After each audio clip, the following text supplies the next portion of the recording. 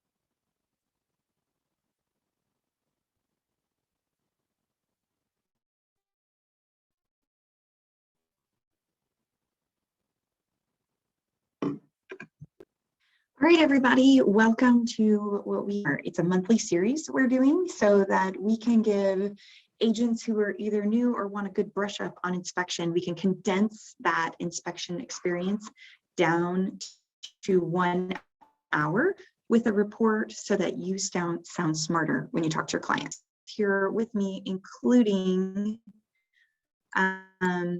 Steve Fish. Steve, you want to jump on and say hi?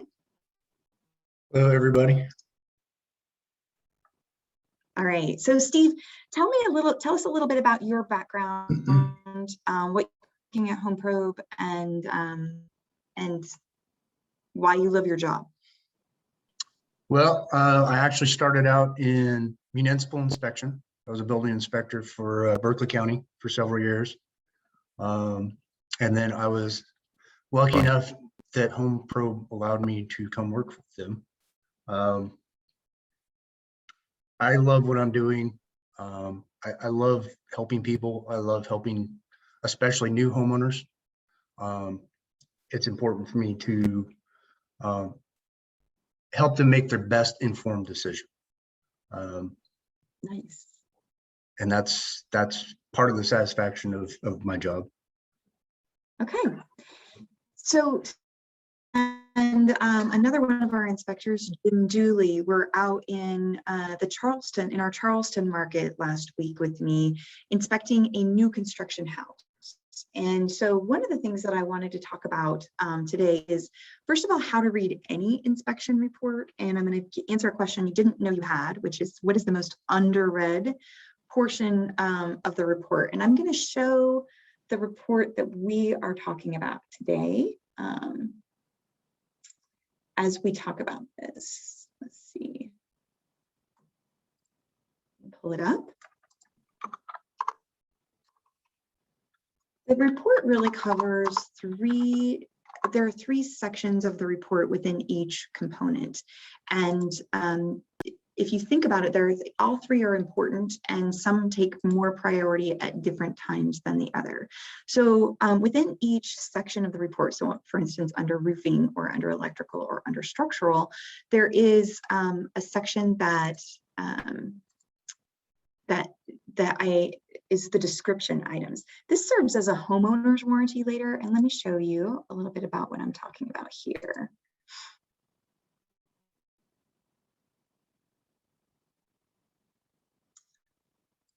I feel like I need to be an air traffic controller to be able to drive all of my screens correctly. So here we go.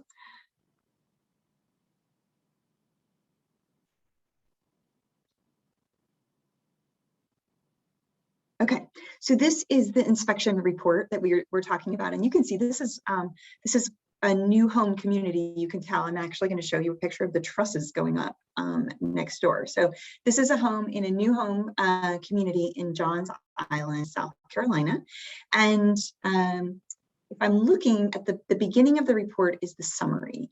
And the summary is anything that would be, might change your buying decision. Those are the big key factors that we've found. And then as we scroll through the report, we can see there are different sections. I've got roofing, exterior structure. Each of those are the components that we're inspecting in the home. And what's fascinating is that we don't go about looking at the roofing all in order. And so it's really, we're inspecting the whole inside of the home and the whole outside of the home. And I'll let Steve talk about that in a moment. And different pieces will show up in different sections based on what component it is. So the description, Steve, why don't you help us walk through what is the description, for instance, in the roofing section? So for the roofing, so we look at every component of the roof, not just the shingles, not just the gutter. We look at all that. We look at the ridge from the inside. We look at all the flashing. So overall description, we take a lot of pictures. Anytime I can walk a roof, I'll walk it. If it's a taller roof or it's not safe to do so, we'll take a drone up there. And that's what we have here. With the roofing, the description tells us what kind of roof we have, right? Correct. So you'll have two, you'll have two parts to a report. You'll have any observations that we've noticed, if, damaged roof or, damaged shingles, whatever. And then you have the description that tells a little more specific on the type of shingles it has, how old we think it is, sometimes life expectancy, depending on what the situation is. Okay, so we always guarantee our clients, this goes above the ASHI standards, which are set by the American Society of Home Inspectors, and also above the licensing requirements in South Carolina. Just so you know, if you're in our Georgia market, there are no licensing requirements here. Home inspectors are not licensed in Georgia. In South Carolina, they are, but going above both of those standards, we guarantee our clients an image from above the roof, and we guarantee an estimated age and an estimated life expectancy. And you'll find all of that in the description section. So it's a really important section, even though it may not play a role in negotiating a transaction. And so here we've got the drone footage from the roof. I'm going to show you how we got that drone footage by sharing a little bit of video from that inspection itself. So hold on to your seats. It's very exciting. First, I'm going to show you how the trusses get put on underneath, which is a little bit of bonus footage. We happened to get lucky to be there on Truss Day for the next door neighbor. So if you've never seen that, I hadn't. It was really fascinating. So here, we'll start with the trusses.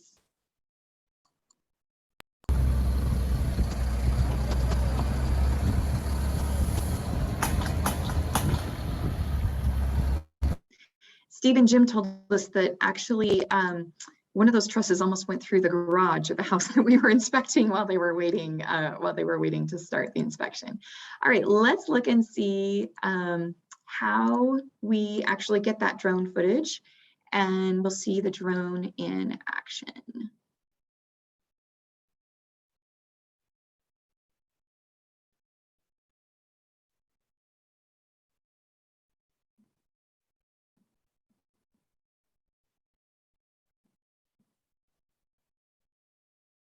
I thought I just had it. We're gonna have to see that at the end. So Steve and all of our inspectors carry a drone so that they can drone the roof. Tell us sometimes, do you ever see any issues with new roofs in new construction? Occasionally, and it kind of, you chalk that up to an improper installation. It's 6:30 at night. The guys want to go home, so they may rush a section of the roof, things like that. More times than not, if I see any issues, a lot of times it's a flashing issue. Okay. So just because a roof is new doesn't mean it doesn't need to be inspected. Correct. Okay.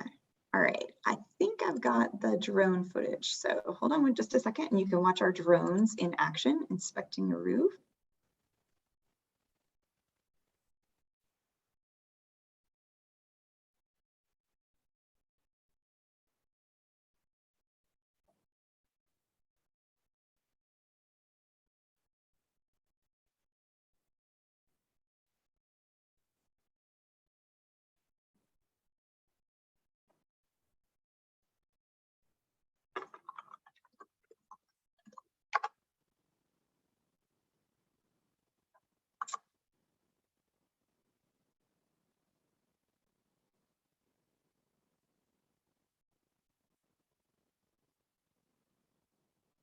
Let's see.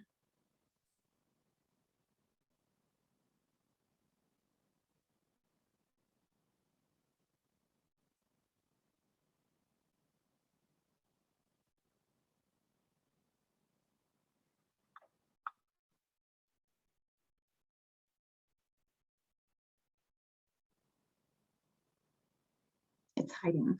Here we go.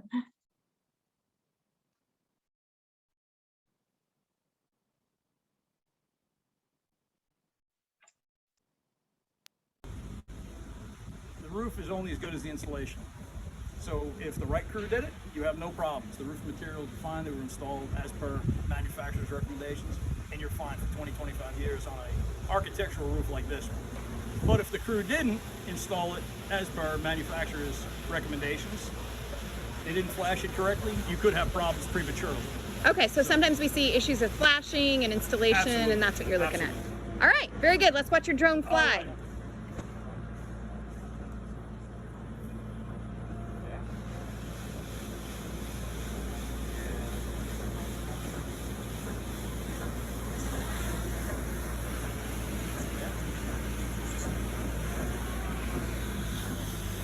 It's taking a picture of me while I'm taking a picture of it.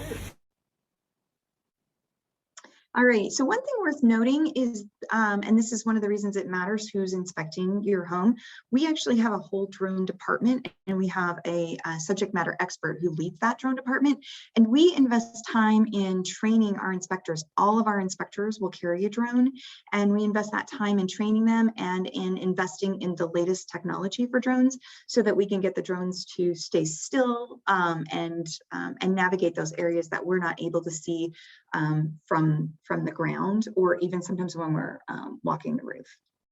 All right, let's continue on through the report. Steve, tell us where you start your inspection. So typically when I get on site, I'll walk around the house just to kind of get an overall view or picture of what the house is. And then typically I'll go inside and start in the kitchen, work my way up to the second floor if there is one, and into the attic. And then last, I'll go into a crawl space if there's a crawl space. The whole time through the inspection, I'm running a lot of water, and ultimately I'm hoping or not, when I go in the crawl space is where we'd find a leak. Okay. And when do you do the exterior? I'll do the inside, I'll do the attic, then I'll do the exterior, and then I'll do the crawl space. Okay. So Each inspector is a little different, but yeah, that's okay. And everyone has their own method. Your clients are welcome to be to the entire inspection, or what we recommend is that they come at the end so that the inspector can stay in their routine and not be distracted. And then at the end, they'll do a wrap up. And in fact, we'll have Steve do a little bit of a wrap up on this today. So we're going to go in the order of the report and not necessarily the order of the inspection. And if you'll notice in the report, there are areas where there is caulking. Now, this is what's fascinating is this is new construction ready to live in. In fact, this one had been lived in for a little bit. People choose their inspections 2 different times. So we can do a pre-drywall before the drywall is put up. Obviously, nobody's living there. The utilities aren't on, and we're able to look at the house as it's being built, essentially. And then we recommend a performance inspection. And most people, it depends on the transaction. Some will opt to do it right before they close, so right before that punch list that they're going through with the builder. And some elect to do it right before a warranty might expire, so around that 10th or 11th month after they've had a chance to live in the house. This is a house that's kind of in between. It's been lived in for a little bit. So the important thing here is that this is a great builder, and this builder believes this house was ready, and there are still some little things that need to be done in the house. And so you'll notice on the report on page 8, there are some areas where the caulking needs to be, where there needs to be caulking. And let me share how the inspector found that in his opinion on it. In just a second.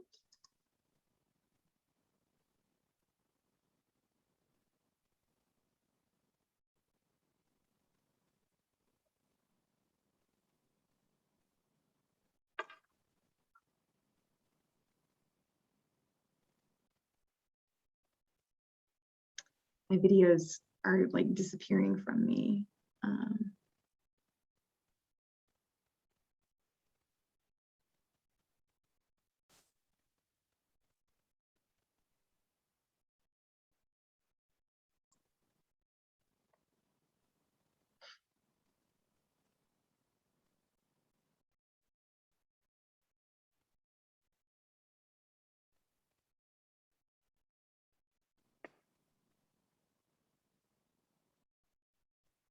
The siding here on this porch, there's a gap, about an eighth, quarter of an inch underneath where the siding isn't tight against the other siding below it. So that should be caught as Okay. a maintenance item to prevent any kind of insects from getting up inside the siding. All right, and that's the exterior section of the report. That is, Okay, so you all see that on page 8 on the exterior section, that there are some areas there where there needs to be caulking, and there's some splits boards as well. Steve, tell us about condition number 4 is that the caps for the storm shutters are missing in this location. Can you tell us a little bit more about what you're looking at in terms of storm shutters and windows? So basic requirement for a storm shutter or panel, the builder, if you're within the wind zone, the builder is supposed to provide you at minimum with a couple sheets of plywood that are pre-drilled and labeled. And at minimum, they're supposed to give you a box of 2.5-inch screws. A lot of builders opt to install hardware just to make that process a little easier for the homeowner. There's quite a few different types of hardware. You have some that the screws or the bolts protrude out. There's some where they're inset and you would actually screw the panel into it. Typically, if the caps are missing, there's normally plastic caps that go to the inset hardware just to protect it from rusting out and things like that. Okay, and it's not an issue in our Georgia market. We don't often see that, but for sure in the South Carolina market. And what's fascinating, if you'll scroll through the report, I'm going to show y'all one part. This is in the description section.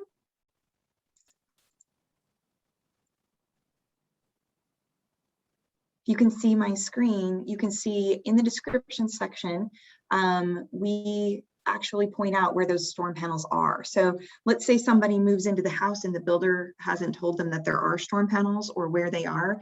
When we saw them in our inspection in the garage, we go ahead and show the client where they are. Now, Steve, if there are no storm panels, do we write it up that they're missing?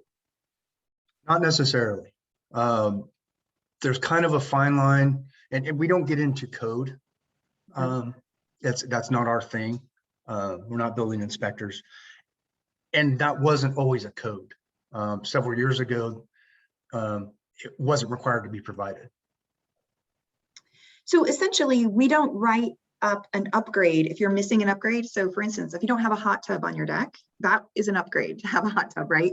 So we don't write up upgrades that you don't have in the home. But if there has been an upgrade made that's in our scope, which storm panels would be, we will note if we see the location or if there's an issue with them functioning as intended. So the same is true when we get to the electrical section. We'll talk about electrical upgrades over the years as code has enhanced in order to make us more safe. And so this inspection is, the structure is a slab, and so there's not much to report. It's a newer structure, but this is where information about the crawl space would be located. Let's get to the electrical. We do electrical inspection, both interior and exterior. And I'm going to let Steve show us how he inspected the interior by taking the panel off in a video. So let me get there.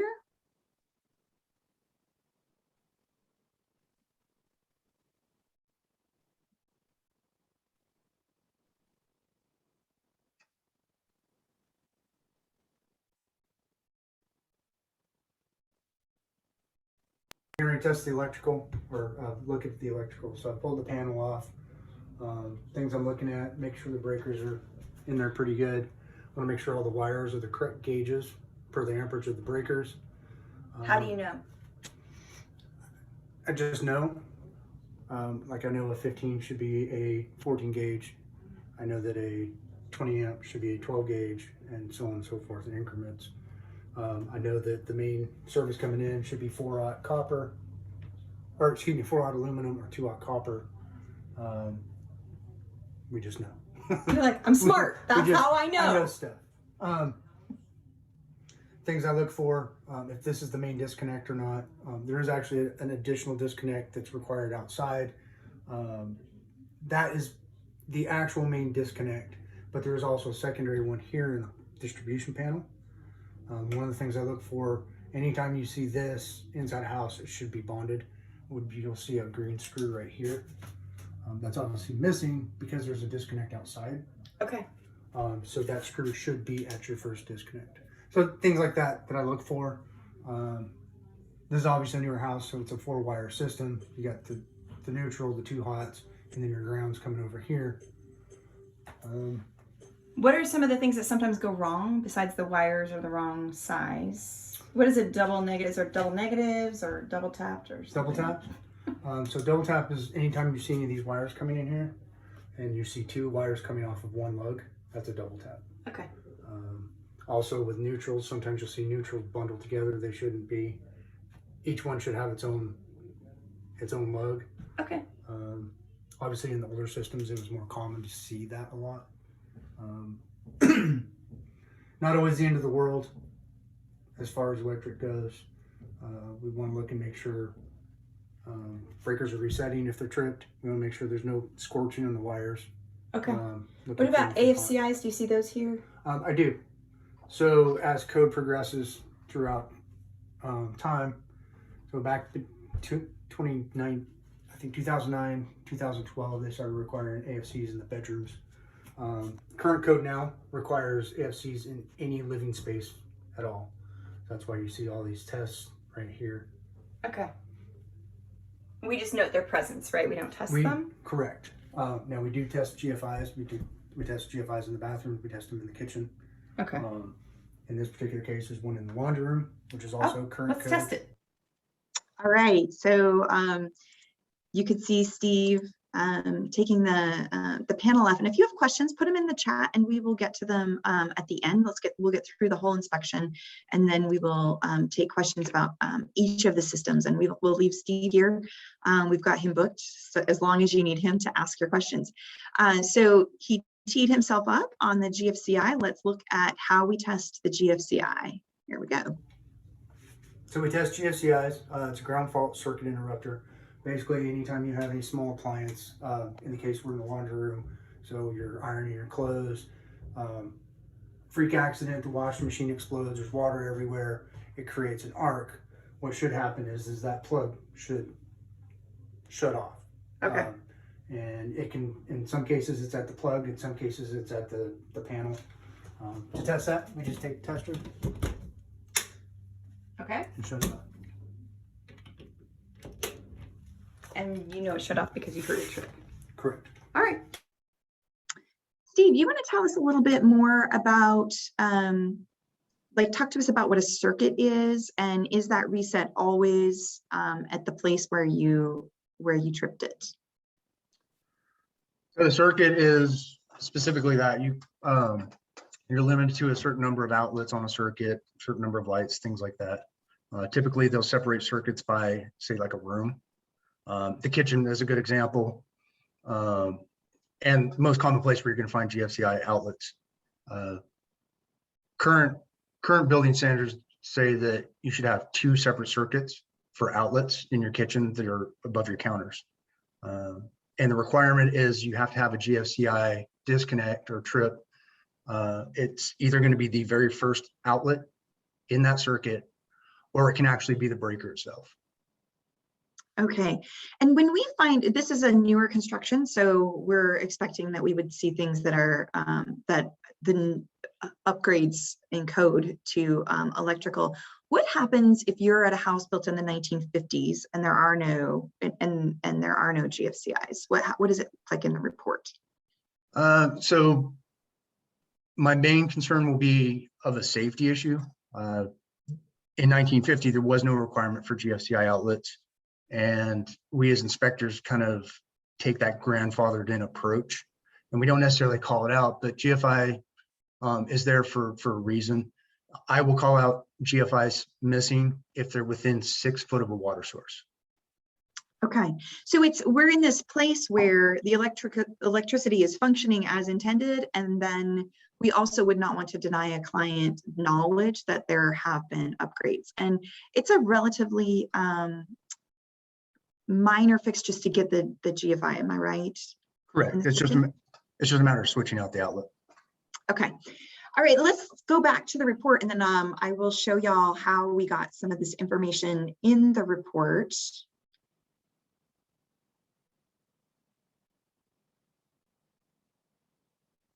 Here we go. So we are in the electrical section. One of the things I love about our reports is that you can just bop from one section to another at the top and get what you want to do.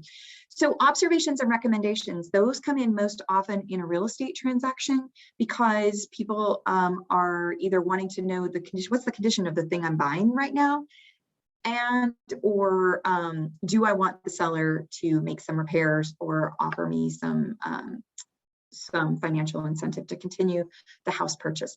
That's an area where y'all as realtors have the expertise. We can direct you in what the condition is of the house, but in terms of how that condition might be affecting the market value, that's something that a real estate agent would have the best information to answer. So essentially the observations and recommendations, these are things that are either not functioning as intended, nearing the end of their life expectancy. These are the things that need to be paid attention to right now. And we have one outside where it's called a poor connection. And I'm going to let Jim, who was the inspector who observed that, explain what he's talking about here. And so remember, this is a newer construction. You would expect what we call a quote unquote cleaner report, but there are some items that do need attention here. Let me get the video of Jim showing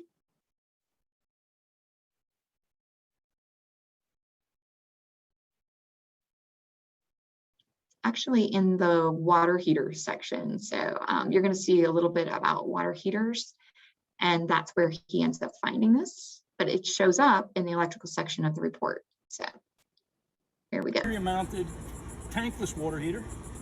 It's not instant hot water, but it's continuous hot water. So the things we're looking for here is we're looking to make sure that we have a nice whip on a nice conduit, and actually a shut off here for the electric, the gas line here. We have a nice strip leg, which is important. One thing I did notice on this, that this is the ground that goes to this metal gas pipe. Now, this is proper except for the fact that this was added after this pipe was painted. So this is not making a good contact now. So we're going to call that as a deficiency. Oh, because the pipe has. All right, so that's an area where some paint was added in between the construction. You never know what steps are going to happen when there are subs in construction, and so that's an issue where the paint just needs to be scraped away in order to make that ground a proper connection. I'm going to go back to the report.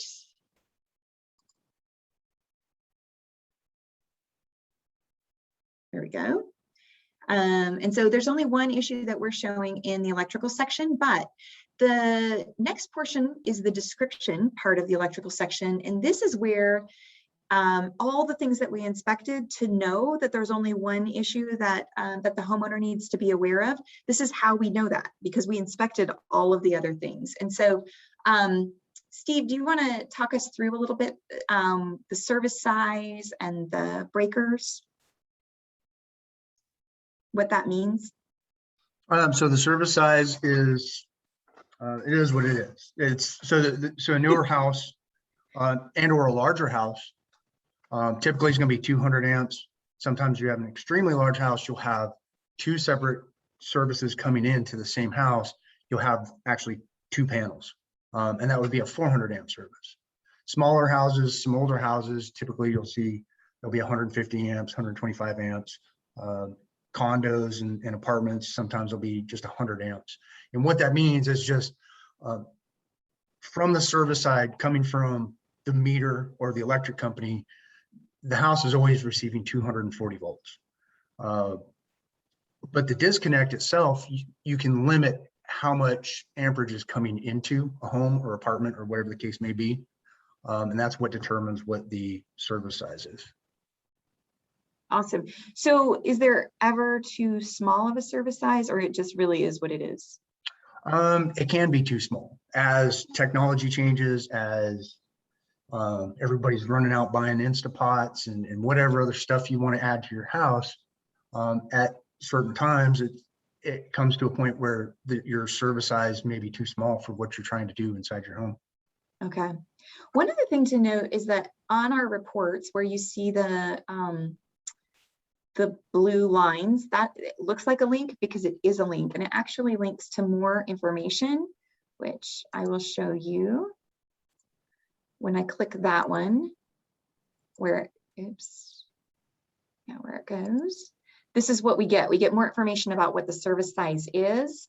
And this is really written for a consumer mind and not an inspector mind. And so it explains the minimum service size in the US and in Canada, and gives a little bit more description. So this really does function as a homeowner's manual for your buyer after they move into their house. And one of my favorite things when I get to talk to clients directly is when they say, I've been living in the house a couple of years and I went back to the report and I looked at this, because it really does help them understand what they do own. Think of it a little bit like the user's manual in your car.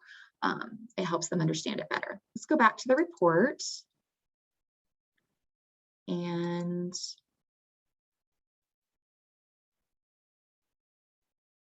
I'll just scroll through and then I'll share a video of how Jim was able to locate these things. But some of the other things that we locate are the main disconnect box outside, and you heard Steve refer to that when he was talking about the interior panel, that there was something outside. And there is our interior panel. This is where, when we scroll down, we see that we talk about the grounding of the house and how we know it was grounded, and then where that distribution panel is, what the rating is on it, the different kinds of wires, and then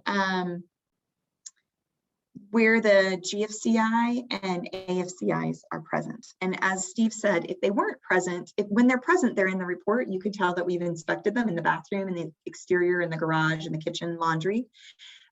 If they weren't present, it would show up in the observations and recommendations section of the report as a potential upgrade. So and then we've got smoke alarms. I'm going to let Steve talk to you a little bit about smoke alarms and carbon monoxide alarms in just a moment. But first, let's watch Jim show us how is he able to fill out and complete this part of the report, because these things will vary by house.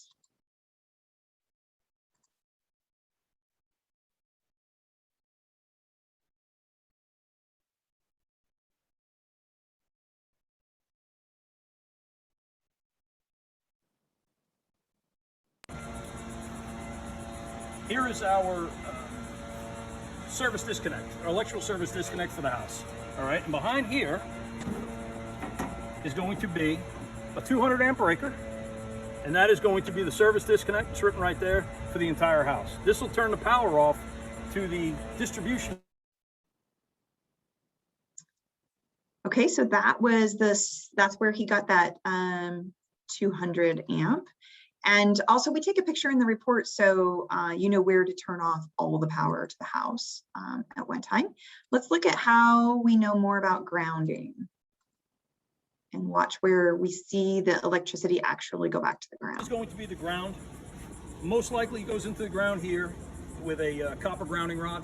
I can't see it, so I'm actually going to call out that it's not visible, but most likely in this case it's going to be a copper wire and a copper grounding rod. Okay, and sometimes you can see them, especially on new construction, not Yes. new construction, old construction. Sometimes we can actually see the wire. It's not encased in this conduit like this one is. Older houses usually don't have the conduit, and you can actually see the grounding rod with a clamp, and you can see how it's grounded. In this case, I can't see it, but it is grounded.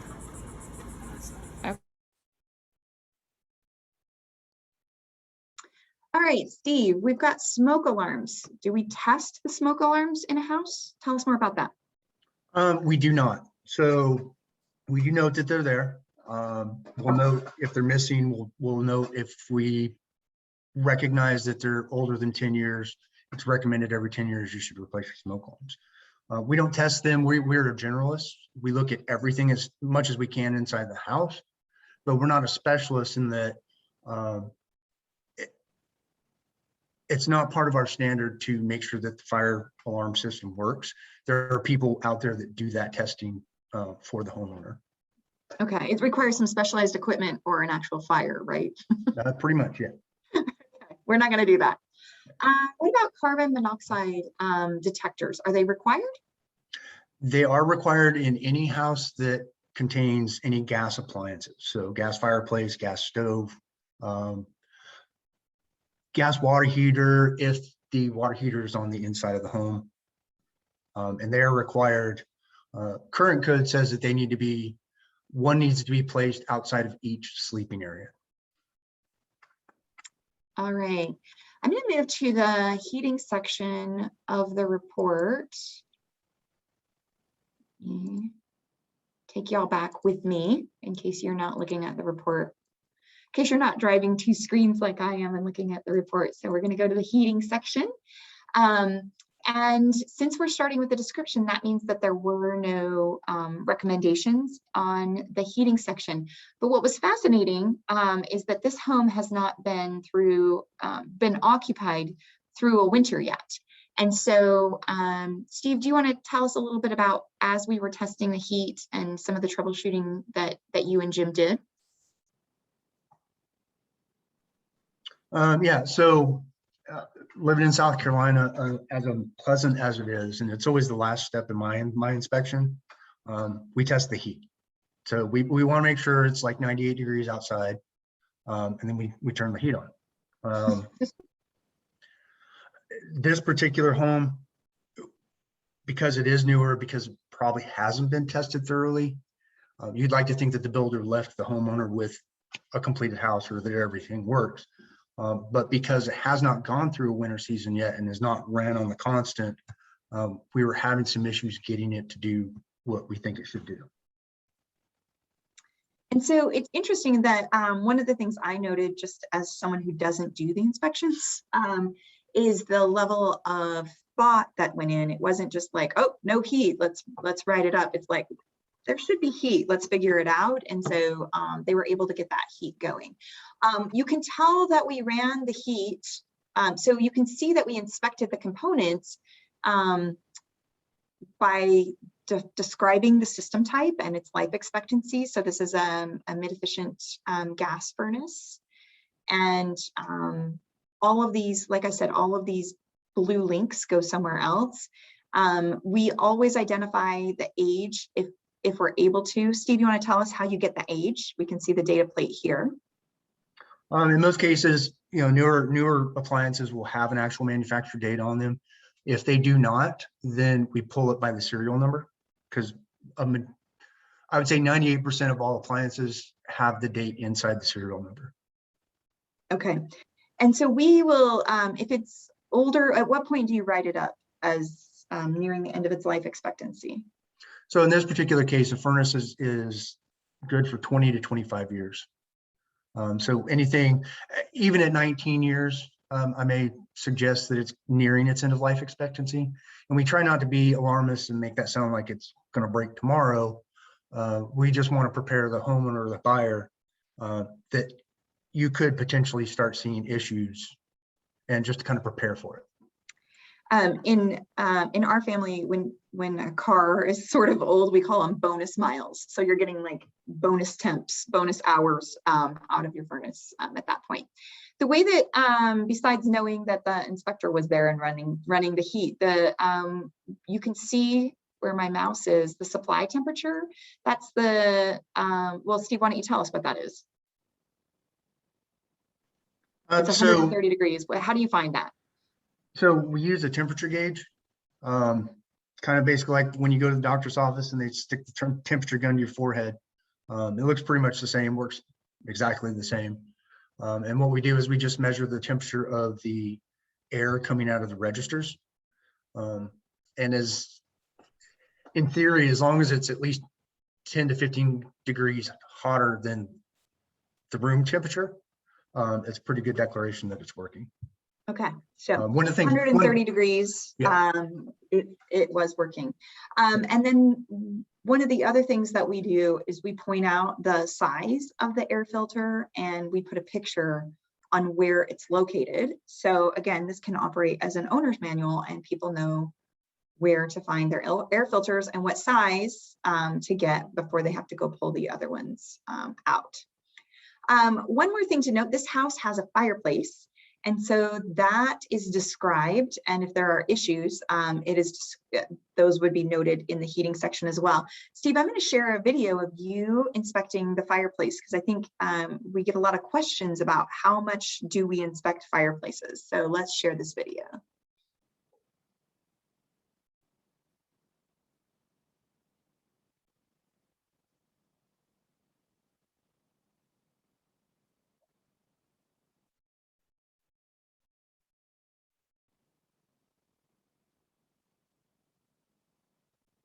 Oh, it does not want to share. Let's see.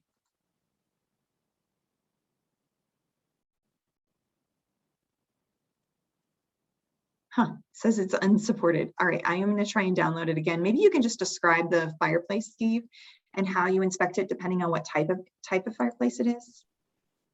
Yeah, absolutely. So we determine what type it is, whether it's a wood burning, whether it's a wood stove, whether it's a gas logs. Sometimes we come across a wood burning fireplace that has gas logs put inside of it. It's a lot of different scenarios. So from that standpoint, like a wood burning fireplace, we're obviously not going to start a fire. But we inspect the firebox, make sure there's no mortar deterioration or cracks. We do our best to look as far up the chimney as we can, or down as the case may be if we're on the roof. But ultimately we'll refer, especially if it's a wood burning fireplace, we'll refer back to having the chimney swept and inspected by, again, a specialist. Gas fireplaces, gas logs, we'll do our best to test them. We look at the plumbing of the gas plumbing. We look at the firebox again as well. We try to light or turn on the fire if we can.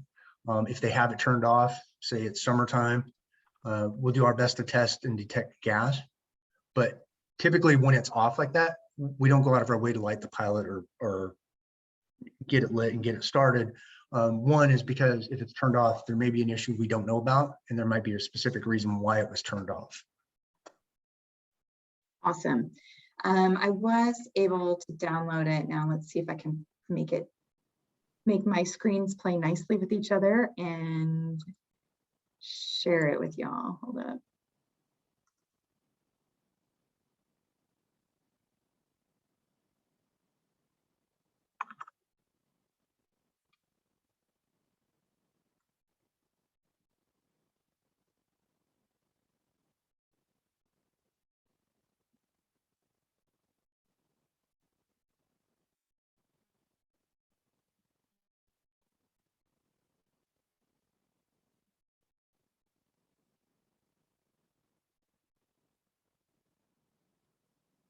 Nope, it still does not love that video. So never mind, it's not loving the video. We're gonna move on. So Steve, tell us why you recommend a chimney sweep when it's wood burning. Because we can't inspect completely. We don't know what the previous owners did. Were they, having a fire every night? Were they cooking on it? Creosote builds up inside the chimney, and that built up chimney is one of the leading causes of home fires. So we definitely recommend having it swept and having it cleaned and inspected just to ensure that there's no issues. Okay, so because that's a safety concern. Correct. Perfect. All right, let's go back to our report and see what's next. So now we are in the cooling section. And if Steve, if you don't, I have one more question that sometimes comes up later. If the starter is not working on a gas fireplace, is that noted in the inspection report, that ignition switch? We'll note that it's turned off. Okay, and have it inoperable, is that checked. what you write? Say that again? Yes, Inoperable? yes, So, and that would be in the heating section? it would be. It would be. So everything related to heat, even though it's not the heater, everything related to heat is in the heating section. All right, we're gonna go to cooling. And notice we have an observation and recommendation. Now, it was a warm day when we were there, right? Yes.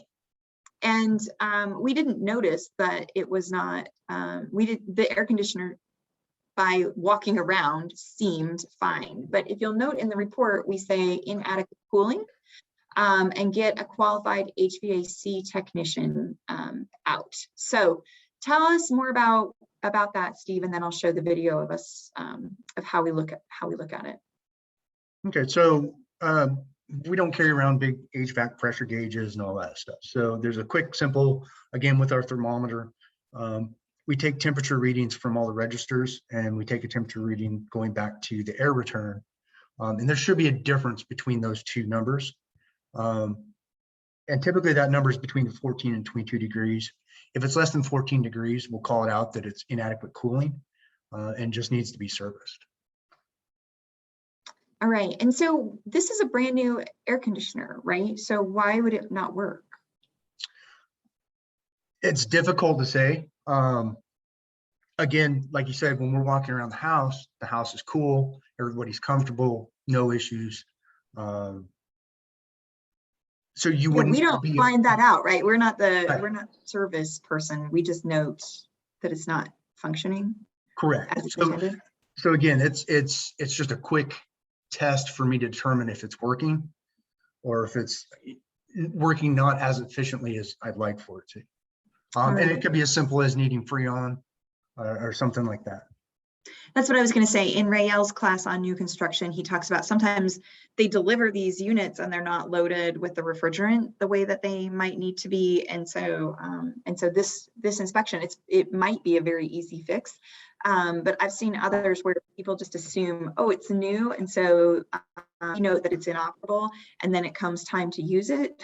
They're like, wait, it's not working the right way. So this is one thing you'd want to get looked at. It's a great reason to have an inspector out because it's probably covered under warranty at this point, but deserves looking at. Let's look at how we were able. I'm going to show you this part of the inspection in action so y'all can see it.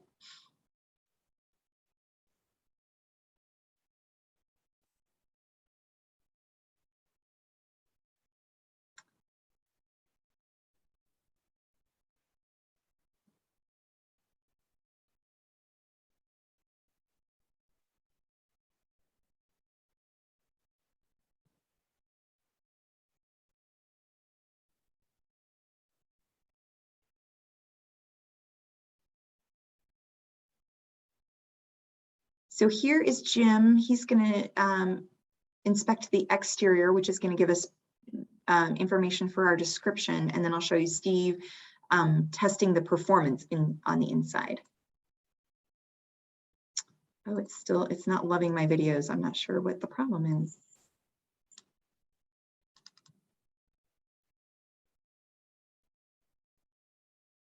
Oh, it's giving me a thumbnail and everything. It says it's going to do it, but it won't. Sorry about that. So Steve, will you talk about the exterior, how you inspect the exterior compressor? Okay. So we look at, make sure that it's not blocked, it's got proper airflow. Make sure that all the set lines are insulated. Overall condition in South Carolina, we make sure that it's strapped down to the pad. And then again, look at the, from the data plate, we'll look at what size the unit is and its age. And also what Freon is using. Okay, and why does that matter? Well, so you've got R22 and R410A are the two most common. R22 has been phased out, mainly because of green efficiency, green energy. So R410 is the new one. So anytime you see a unit that's R22, while a service person can still obtain R22 to keep your unit running, all the newer equipment you buy is going to be R410, and they're hoping that at some point within the next couple of years, all the older units will just kind of phase themselves out. Okay, so that's an important thing to know. If you need a little bit of refrigerant, it might cost you more than you expected because that refrigerant isn't being produced anymore. So it's just an important consideration. All right, let's watch you test so that's testing, like that's inspecting the component itself. And now let's look at how you check the performance. Here's a video. So what are you doing, Steve? I'm taking a temperature differential for the AC. What does that mean? So we test the AC, we turn the AC on, we let it run for a good 10-15 minutes. I take a temperature reading between the air that's coming out of the registers versus what's going back into the air return. Okay, so that's the supply, Right, and then that's your return. and that's the return, and the difference is our story problem. What should it be? So I want to see between a 14 and 22 degree difference between the two. That's a quick indicator to me that everything is working properly. We don't carry the big HVAC gauges and test for pressure and things like that. So Okay, so that tells you, and I know Ashley says we just do a representative number. What does Home Probe do? I test all the registers, Everyone. everyone. Love it. All right.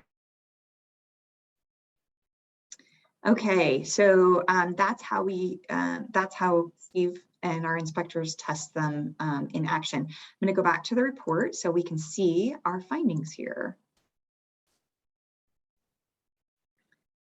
So you can see we've got an actual diagram to explain how the cooling system works, and a picture of the compressor outside. And so one of the things Jim showed is this is the refrigerant line here. That's one of the things they check. They check to make sure it's level, all those things that Steve mentioned. And then this is the data plate, which gives us the age, and we put the life expectancy. And then our temperature differential is where Steve, as in checking that difference and looking for an average, where he was able to note that it was less than 14 degrees, which means it's not performing as it's intended. Even though it's blowing cool air, it's not performing to the level it's intended to perform. And then we describe that refrigerant type. All right, let's go to insulation and ventilation.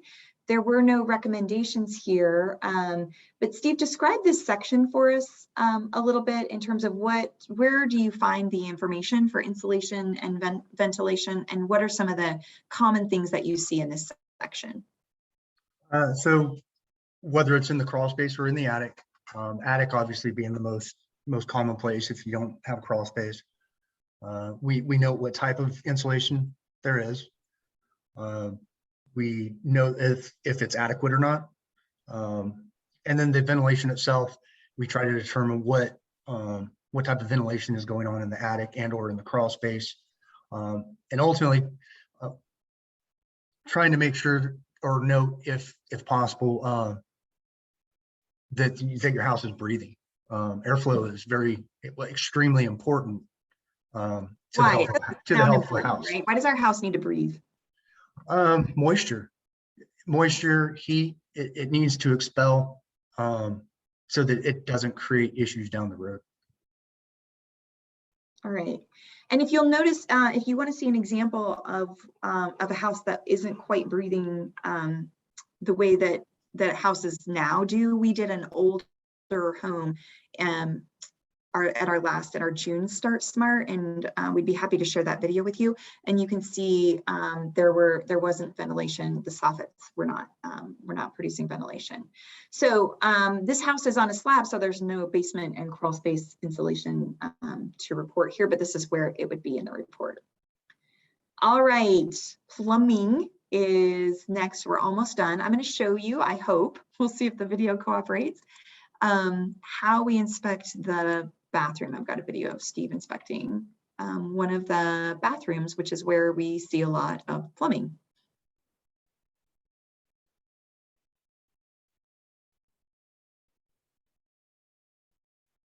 All right, let's talk about inspecting a bathroom. I hear the fan running. Why do you run the fan? So we run the fan, I leave it running throughout the whole inspection so that when I go up in the attic, I can verify that it's terminating outside. Okay.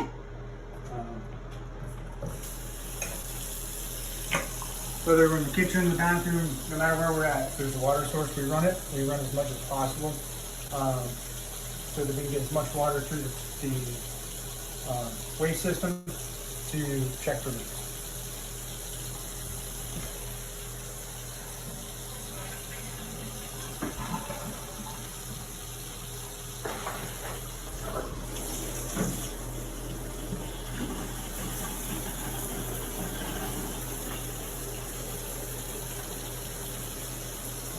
And we're just checking to make sure there's no leaks underneath from the piping.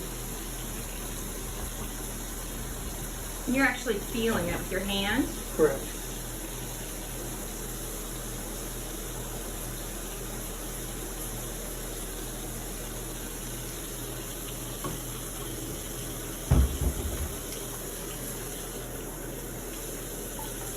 Test to make sure that there's proper pressure or functional pressure. We will also put a pressure gauge on like an outside spigot to get an actual number for that. Okay. And we test to make sure we got hot water. Hot on, cold on left, cold on right. Correct. All right. Do you fill up the bathtub? We do not. Only when do you fill it up when it has jets and run them? I do have the whirlpool. Okay. Whirlpools we fill. Whirlpools with them. Otherwise, you just make sure it drains and you just run it the whole time you're inspecting. Right. Correct. Nice. All right, I'm sure y'all love me being the inspector there with Steve telling him all the things. I'm going to go back to the report so that we can finish this up and get y'all out of here on time.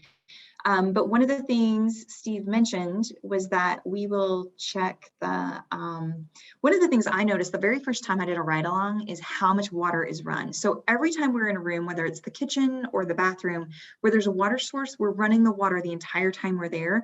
The point is, if there is a leak, we want to create it while we're there so that we can report it.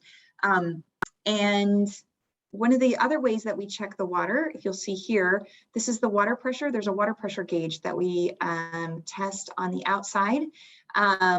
Between 45 and 50 PSIs is what this house was. Between 40 and 80 is acceptable. And so that goes into the report. We've got the water heater, which you saw Jim inspecting. This one is an exterior water heater and a tankless water heater, but regardless of where it is, it will be in the report. And then on the interior section of the report, Steve, you noted some surface defects on the flooring, and you say in the report that this is cosmetic and does not affect the function. Why are they there? Why are they not? Why do they exist? But why are they in the report?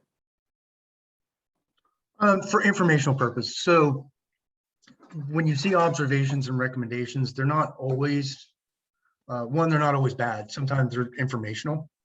We typically don't look at and or report a lot of cosmetic stuff. In this particular case, it's a new house. And the homeowner noted that those marks were there from the time of construction. So we'll put it into the report saying, hey, this is not something that the homeowner themselves created. And so for our task is just, hey, be advised. Okay, and people can take that to do what they want with it. So that task, be advised, is just, you should know that it's here. So we're inspecting all of the doors and the windows. Tell us a little bit about that. We've got a door that binds here. We do. So the door just needs to be adjusted, but we open up all the doors. We make sure they all latch properly. We test every window. In this particular case with these windows here, they need some adjustments because the locks are not matching up. So you got windows that just don't lock. So all right. This is also the section of the report where we will sometimes see if we see a water stain in a ceiling. This is the section it goes in, even though it might be caused by plumbing. It's an interior defect. And the description section, I think on the interior is probably one of the more robust in terms of an owner's manual, or in terms of did they inspect that, the questions that we get later. So you'll see the windows, we describe what type of windows they are, whether they're single or double hung, vinyl, fixed, all the different types of windows and the glazing. The doors, we describe those also. And then you'll see the appliances. And when an appliance is listed here, so for instance, dishwasher, what does that mean, Steve? So we typically will note what appliances we find. Couple exceptions to that. If, let's say you have a microwave sitting on the counter, it's not installed, it would not be included in this list. This is typically any appliance that is physically installed. Built in. With the exception of the refrigerator. We don't necessarily look at the refrigerator itself. We'll check and make sure. You'll see me open up the freezer a lot to check and see if there's ice. While my priority, you should have ice. We're more than anything, we're looking for a water connection to see if there's a water connection to the fridge. Okay. Typically, the refrigerator itself is not covered under the inspection, but we test any and all appliances that are installed. Okay. So, and you know that it was tested because it's in the appliance section. So that isn't pre-filled out, right? You fill that out per house. Correct. Okay, so we know what appliances were there because they're listed in the report. And so then those are the ones that come under guarantee. And then the methods and limitations on the interior section, you'll see the areas. A limitation is the most underread portion of the report, if you ask me, and I'm the person that hears about houses after people move in. And this is things that we expected we could have inspected, but can't for some reason. Sometimes a utility off, that's a limitation. Sometimes it's raining too hard to fly our drone. That's a limitation. In this case, there's a lot of storage, and depending on when somebody's getting ready to move, often they've started packing their boxes and they're all over the basement against the walls, and it limits our ability to see things like possible water intrusion. So anytime there's a limitation in the report, it means this is something we think we should have inspected and we can't. So we don't know what we don't know. One really great thing about Home Probe is that if this were a significant limitation, like it was causing you to have concerns about the house as a whole, as a buyer's agent, you're able to get us to come back out to the home if you can get the condition to change. So if the gas is off at the home, it's not your buyer's fault. Call us back when the gas is on and we'll go out and finish that inspection. Occasionally we'll get people who do want the storage items moved, particularly if it's a basement or a garage or somewhere like that where water intrusion might be an issue. And so they'll get that condition changed and we can come back out and finish the report. All right, last but not least, there weren't any issues in this report, but Steve, tell us what types of things go in non-scope. So non-scope will be anything that, it sounds silly, anything that's not in our scope. Mold, mold in the crawl space, mold in the interior. If we see mold, again, we're not the experts, so I couldn't tell you the 50 different types of mold. But if I see something that looks like I think it might be, I'll call it out as that and just say, hey, we think you might have a mold-like substance. Have somebody come out and look at it and test it, or whatever you need to have done to mitigate it.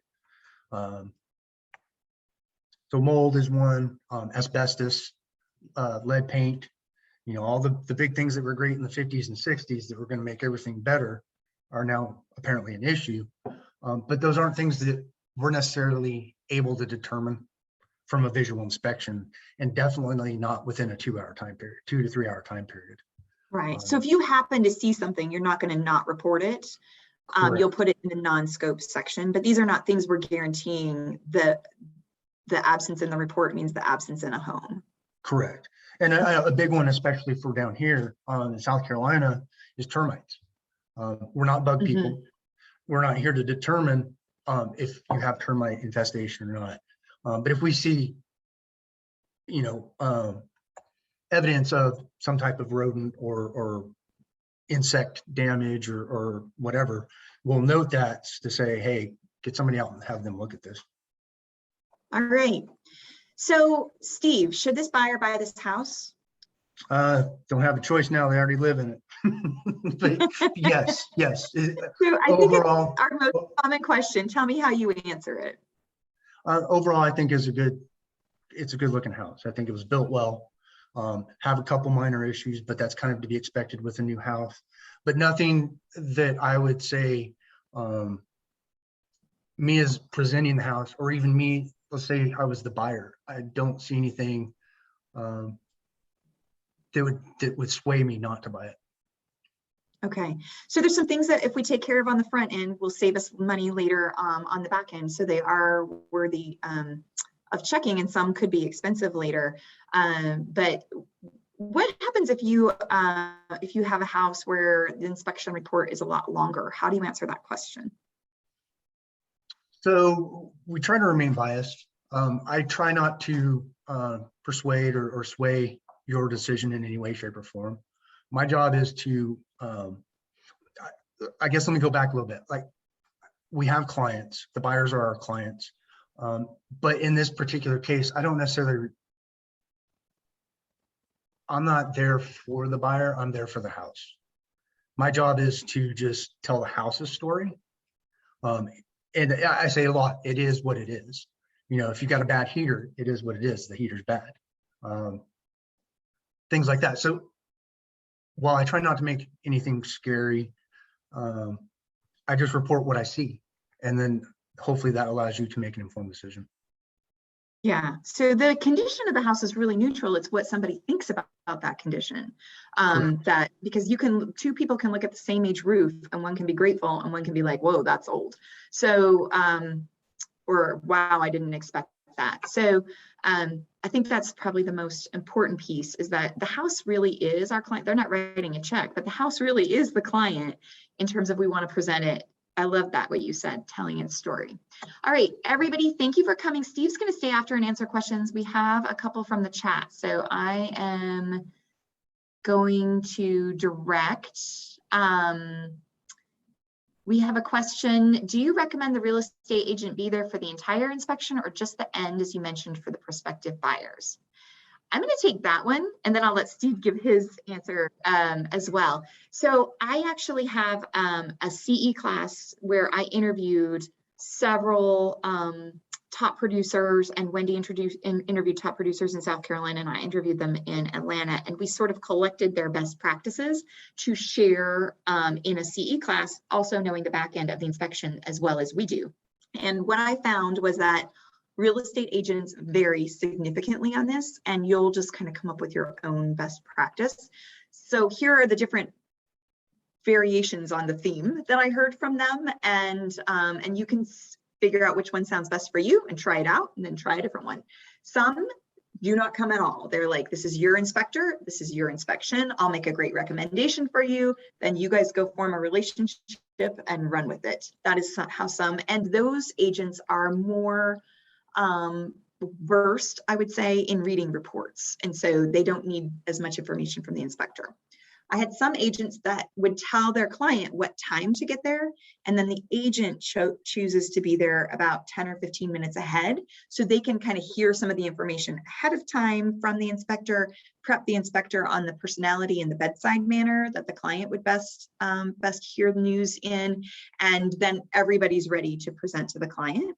Some agents come with the client at the end, and some of that is so that they can hear, are there level 2 inspections we're going to need? Do we need an HVAC person out? Do we need a structural engineer out? Some agents come for the entire thing. That often has to do with access, or sometimes it has to do with the transaction. For instance, the listing agent or the seller's agent wants an agent there the entire time.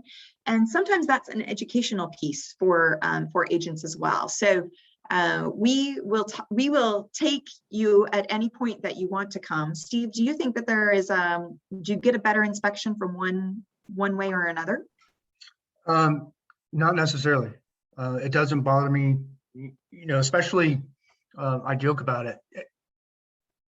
Typically you'll have the agent will show up. Occasionally the listing agent will be there to let you in. The buyer will show up at some point. When COVID hit, everybody had a lot of free time. And I went from 2 or 3 people showing up to listing agent, the buyer's agent, the buyer, their contractor, their painter, their house cleaner. And all of a sudden I'm doing an Your inspection. grandma. Yeah, their grandma and their uncles. And I've got like 15 people in the room. Every inspector is probably different, but personally for me, it doesn't bother me. And in a way, I kind of like the client to be there so I can do that face-to-face. And it's a little bit easier to explain than handing them a piece of paper with some pictures on it. I like that interaction. It's been a little more difficult because of COVID. We're not necessarily breaking out the laptop and going over the report anymore. But for any real estate agents, that is a tool that we have. So if you stick around at the end and we go over it, I have no problems pulling out my laptop. I build a report kind of on site as I go. So I would literally have the ability at the end of the inspection to show you the report. It may only be 80% complete because I got to label some stuff or make sure my picture's right side up. But when I leave that house, my report's almost completely done. Very good. Tiffany says that they like to watch the inspector, always asking first, but it feels like they make them a better agent. You're welcome to learn a lot, and the smarter you sound, the better real estate experience your clients have. And if you think about it, the way that we get our work is because people like you are good at your jobs. And so you get the work and bring it to us. So if we can help you sound smarter, we would always welcome that opportunity to help you. Stuart says, as a newer agent, does HomeProbe ever provide the opportunity for us to observe a home inspection in progress? So occasionally I might get one with an investor where nobody's going to be there and it would be okay for you to come. But this is really the best case scenario. About once a year, I will do the full 3 hours on site with the inspector, and so look for that probably coming up towards the end of the year. I usually do like my house for that because people get a little antsy about what houses we're doing. If it's your buyer, you're welcome to be there the whole time and you can ask the inspector questions. And if you have a Georgia license, I can even get you CE credit for that as well. So we also look for some of our other classes on some of the defects that we see continually. We've got what to look for when looking that talks about those defects. And I highly recommend from report to amendment. And that talks about how to take all these pieces in the report and build a repair list or an amendment, depending on what you call it in your market, how to build your repair list based on the inspection report. One other thing that we will do is we will answer questions for you and your buyer for as long as your buyer owns that home. So as you are building the repair list, or as you're trying, if you get the report and you're like, I'd like to go over this with the inspector before I go over it with the client, we're happy to help you with that too. Steve is super responsive, and so are the rest of our inspectors. All right, let me tell y'all about what is coming up in October. So this was a new construction home, and you can tell we found a few things. We've got some older home start smarts too that you're welcome to watch the recordings of those to get a little bit of a flair of how the reports might change from one kind of house to another. Some people, so I'll tell you the story. That when I first started working at HomeProbe, my son was about 10 and he wanted HomeProbe to sponsor his after school football league. And he said, I'll tell everybody. I said, why would we do that? And he said, well, I'll tell everybody Chucky doesn't live in that house, because Chucky was the scary thing for him. So I thought, you know what, he knows a little bit more about inspection than I'm giving him credit for. If there are people are still a little bit scared of houses, and there are some words that have some buzz to them, like mold and radon and water intrusion that scare people. And so we're having what we call our Scare series coming up in October, where we help you learn how to talk about the things where your buyers might have alarms going off for them unnecessarily, or maybe necessarily. Like we said, the information is always objective. It's how you think about it. And so we've got some really great webinars coming up in October and some continuing education classes coming up in October about how you can interact, how you can be more knowledgeable about some of the things that are getting a lot of buzz in the home buying community right now. So look for that in October. If we can help you before then, you are always welcome to call the office and we will answer questions for you. And that's also the best way to book an inspection. Give us a call and we will get Steve out there and he will take excellent care of your clients, or one of his cohorts will as well. Thanks everybody for coming. We will see you next time.